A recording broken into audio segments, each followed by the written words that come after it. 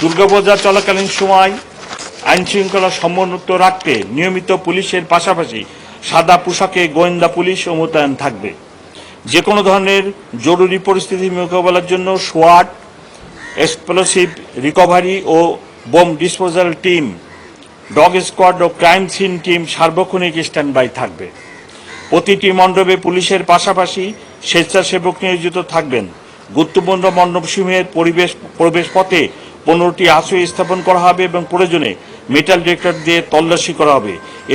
এছাড়া সিসি ক্যামেরার মাধ্যমে মণ্ডপের আশেপাশে পুলিশি নজরদারি থাকবে। প্রতিটি পূজা মণ্ডপে ওনাদের লোক নিয়োগ করবেন।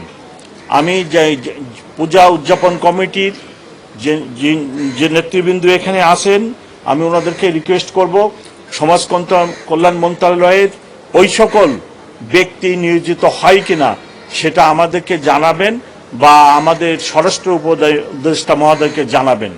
ধর্মীয় এই উৎসবকে কেন্দ্র করে যে কোনো ধরনের ভুল তথ্য বা অপতথ্য ছড়ানো রোধে সাইবার প্যাট্রোলিং জোরদার করা হবে। পূজার নিরাপত্তা ব্যবস্থা তদারকির জন্য ঊর্ধ্বতন পুলিশ কর্মকর্তাগণ নিয়োজিত থাকবেন। পূজা মণ্ডপ পরিচালনা কমিটির প্রতি আমাদের অনুরোধ, ভক্তবৃন্দ চলে যাওয়ার পর মণ্ডপ যেন কোনোভাবেই অরক্ষিত না থাকে।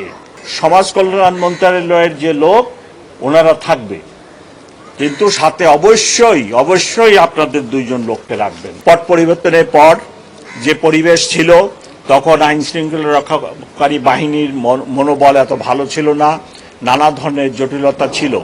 এবার সেই পরিস্থিতি নেই। এবার আইন শৃঙ্খলা রক্ষাকারী বাহিনীর লোকজন, বিশেষ করে ঢাকা মেট্রোপলিটন পুলিশের সদস্যবৃন্দু সুসংগঠিত হয়ে গেছে। পূর্বের নেই আমরা কাজ করতেছি এবং কোনো রকম কোনো সমস্যা হবে না।